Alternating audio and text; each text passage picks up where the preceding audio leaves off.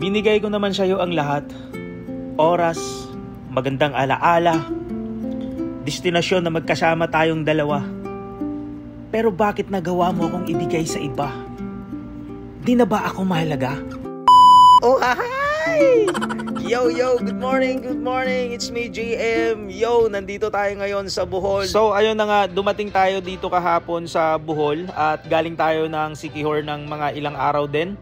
At ngayon ay mag-i-stay tayo dito sa Bohol ng ilang araw din. Ngayon, gumising tayo na maaga dahil magka-countryside tour tayo. At solo lang ako ngayon. DIY lang yung gagawin ko at nag-rent lang ako ng motor. Samahan nyo ako ngayon mga chong dahil first time ko rin dito sa Bohol. And sa dulo ng video natin ay i-reveal ko din kung magkano yung magagastos natin. Let's go! Yo, what's poppin'? Siyempre, hindi tayo papahuli. Dadaanan muna natin itong nasa likuran ko, nakita nyo ba? Ito yung man-made forest mga chong. Oh my God!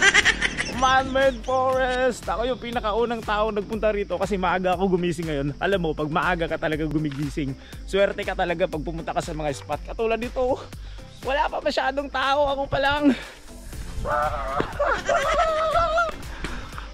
I'm Sumalaya here! Oh my God! Walang kapal na mukha ako kasi walang tao. So pag maraming tao hindi ako nakakapag-vlog ng ganun. Nakita nyo ba yan? Ito yung gamit ko ngayon, no? Siya yung gamit ko ngayon. Siya yung kasama ko ngayong araw. Mga 45 minutes din na biyahe bago natin narating itong man-made forest mula doon sa Panglao.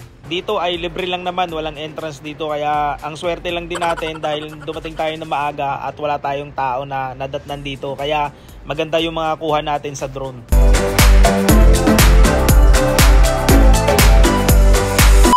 Wala namang problema kung iniwan ka, sinaktan ka ng taong mahal mo. Ang mahalaga, matuto kang mag-ride ng motor at kaya mong sumaya kahit mag-isa ka. So ayun na nga, inulan na tayo sa kakadrama natin. Tara, susunod na natin ang Chocolate Hills.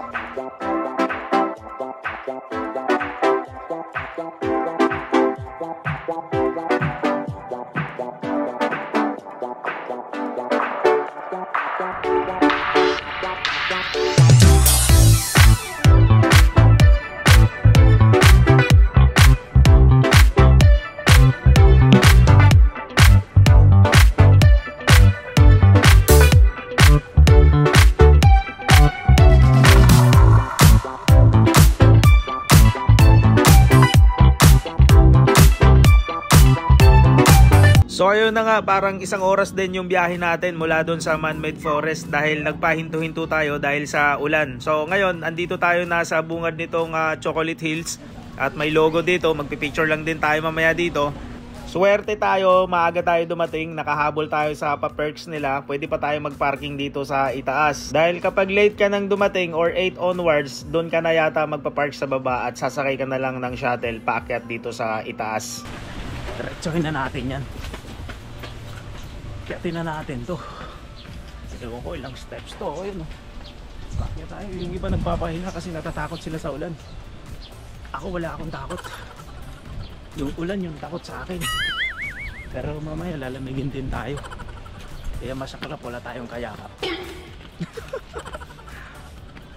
Let's go! So, para masusolo ko pa yung taas ngayon. Saktong-sakto wala ng tao. Yeah. Mag-isa tayo dito. Solong-solo. Okay, taas ka lang kamay. Siway! Yan. Siargaw! Yung drone! Eto yung drone dito sa araw sa Bohol. Yung drone ako! Parang binagyo pa yata kami dito sa taas. Sa baba, oh. Umuusok. Rainbow, no? Ayun, no? Rainbow. Picture natin. Oh, yeah. Ganda. Baba na tayo. Mag-drone tayo sa baba. Meron silang area na pwede ka lang magpalipad ng drone. Bawal tayo doon sa taas magpalipad ng drone. Pero yung drone natin ay pwedeng paakyatin doon sa itaas, no? Bawal lang tayo mag-take off doon sa itaas. I wanna do it all with you by my side. If you're in, meet me here tonight. Be brave and come along, I'll be your ride. Promise we don't need no brake lights. We can travel the world, so just say yes. Dami ng tao. Buti na lang nauna ako. This or that, getting drunk on whiskey on a Tuesday night. Drinking red wine by an open fire, make love or fight. This or that. This or that, evenings on the train or catch a morning flight. So ayun na nga, nakita ko itong mga nakapark dito sa baba ng mga ATV, no? Matatanaw mo lang din ito kapag nasa taas ka doon sa Chocolate Hills. Syempre hindi na natin palalagpasin yan, nandito na rin tayo, kaya subukan na natin lahat ng pwede natin masubukan. Wild, catch a glimpse of Panama. We don't need a map. I'll let you know when we've arrived, yeah. We can travel the world, so just say yes. So dito habang nagra-ride ka ng ATV, may mga cameraman na nakapwesto sa dadaanan mo. So depende na lang sa'yo kung kukunin mo. Pero ako kinuha ko yung akin para tulong ko na lang din sa mga lokal na mga cameraman dito.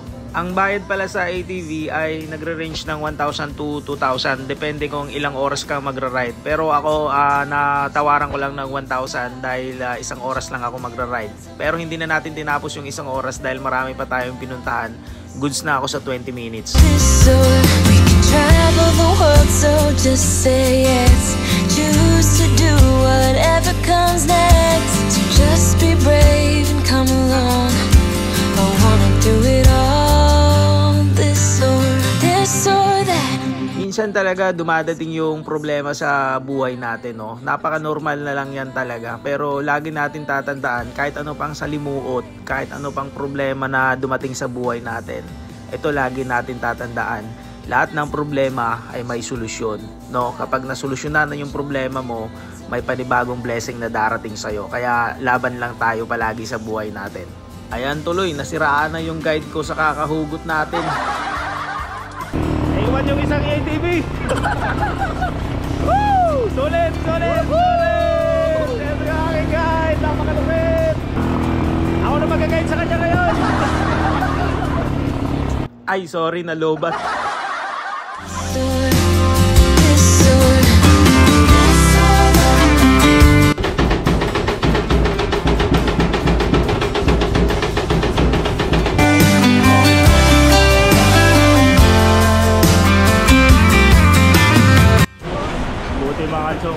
Nakapasok na tayo sa loob bago lumakas yung ulan. Oo. Tapos eto yung bago dyan, oh.